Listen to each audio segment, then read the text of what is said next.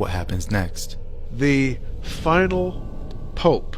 Tell us about that, Tom. Yeah, Gary, and first of all, let me preface this by saying it is not hype to say that this is the most important research I've ever personally been involved in, and the prophetic implications of it could be beyond any kind of hype that I'd be able to add to that anyway. It does use a famous Catholic prophecy that's simply called the prophecy of the popes. People can look it up on Wikipedia if they want to know more about that.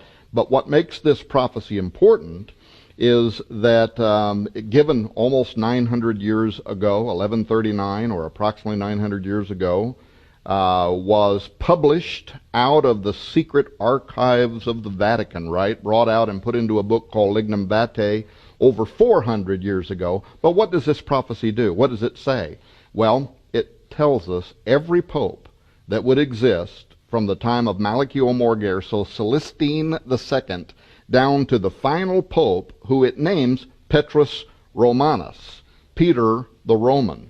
And why this pope is important is because, according to the Catholic prophecy, this will be the false prophet of end times fame who will help give rise to the Antichrist. I've been saying publicly something that I have never said before about any book that I've written, including best-selling books, and that is that this is without doubt the most important research I ever personally have been involved with, because in fact, I can tell you that when Chris Putnam and I were doing the research, there were 2 or 3 times we stopped in our tracks.